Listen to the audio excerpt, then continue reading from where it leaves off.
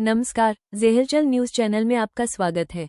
सशस्त्र बलों द्वारा अग्निपथ योजना के तहत 4 साल का कार्यकाल पूरा करने वाले अग्निवीरों के रिटेंशन रेट को मौजूदा 25% से बढ़ाने का प्रस्ताव तैयार किया जा रहा है। भारतीय नौसेना जनशक्ति की कमी को दूर करने के लिए इस सीमा को बढ़ाकर 75% तक करने की मांग कर सकती है, जबकि थल सेना और वायुसेना इसे 50% तक बढ़ाने के पक्ष में है। सेनाओं का मानना है कि आधुनिक तकनीकों, हथियारों और विभिन्न सैन्य ऑपरेशनों को संभालने के लिए अधिक अनुभवी व प्रशिक्षित सैनिकों के एक बड़े पूल की आवश्यकता है। हालांकि रक्षा मंत्रालय या सेना मुख्यालयों की ओर से फिलहाल नियमों में बदलाव की किसी भी योजना पर अभी तक कोई आधिकारिक अंतिम मुहर नहीं लगाई गई है। भारतीय मौसम विज्ञान विभाग IMD ने मुंबई, पुणे, ठाणे और पालघर में मूसलाधार मानसूनी बारिश का कहर देखते हुए रेड अलर्ट जारी किया है, जिसके कारण सोमवार को सभी स्कूलों, कॉलेजों और मुंबई विश्वविद्यालय की परीक्षाओं को स्थगित कर दिया गया है। भारी बारिश और भूस्खलन के चलते मुंबई पुणे एक्सप्रेसवे को बंद कर दिया गया है और रायगढ़ सेक्शन में कई लोकल व लंबी दूरी की ट्रेन सेवाएं पूरी तरह ठप हो गई हैं। इसी बीच मुंबई के मानखुर्द इलाके में एक 3 मंजिला चौल ढहने से 5 बच्चों समेत 6 लोगों की दर्दनाक मौत हो गई, जबकि पुणे के मावल तालुका में एक घर पर लैंडस्लाइड होने से एक पूरे परिवार के मलबे में दबे होने की आशंका है।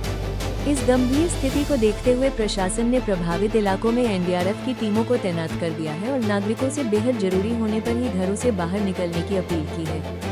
गाजियाबाद में विद्युत निगम ने बिना किसी पूर्व सूचना के जिले के 1.37 लाख से अधिक उपभोक्ताओं का स्वीकृत बिजली लोड बढ़ा दिया है, जिससे अब इन उपभोक्ताओं पर हर महीने ज्यादा फिक्स चार्ज का बोझ पड़ेगा।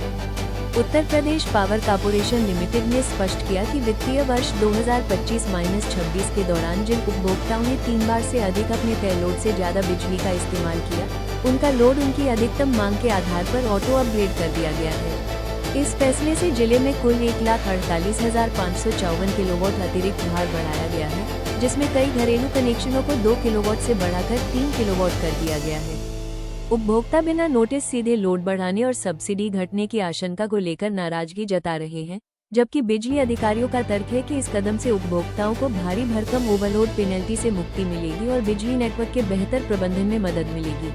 भारतीय मौसम विज्ञान विभाग ने देश के 17 राज्यों में अगले कुछ घंटों के भीतर भारी बारिश और तूफानी हवाओं का अलर्ट जारी किया है, क्योंकि उत्तर पश्चिम बंगाल की खाड़ी में एक नया अवदाब बन रहा है।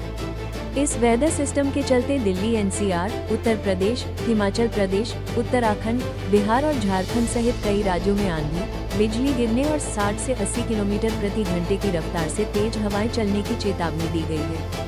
बिहार के कई जिलों में भारी बारिश को लेकर रेड अलर्ट जारी है, वहीं हिमाचल प्रदेश और उत्तराखंड में 6 और 7 जुलाई को अत्यधिक भारी बारिश का अनुमान है। मौसम विभाग ने मानसून के इस उग्र रूप को देखते हुए लोगों से वज्रपात के समय सुरक्षित स्थानों पर रहने और पहाड़ी क्षेत्रों में यात्रा करते समय विशेष सावधानी बरतने की अपील की। नकल का आरोप झेल रहे अविनाश शुक्ला ने राम मंदिर के दान से जुड़े पैसों में से करीब 20 लाख रुपए अपने दोस्तों और परिवार पर लुटा दिए, जिसमें उसने महंगे आईफोन, कार और नकद गिफ्ट देकर बेहद लग्जरी लाइफ जी। पुलिस जांच में ये चौंकाने वाला खुलासा हुआ है कि आरोपी ने फर्जी रसीदें और दस्तावेजों के जरिए मंदिर के चंदे की इस मोटी रकम की हेराफेरी की थी। इस गबन के पैसों से उसने अपने करीबी दोस्तों को कीमती स्मार्टफोन दिलाए, रिश्तेदारों को गाड़ियां गिफ्ट की और खुद भी आलीशान पार्टियों और ऐशो आराम पर पानी की तरह पैसा बहाया।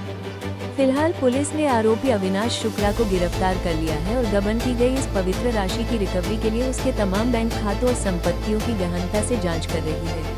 पूरी खबर पढ़ें जेहलचल पर लाइक, शेयर और फॉलो करें। जय हिंद।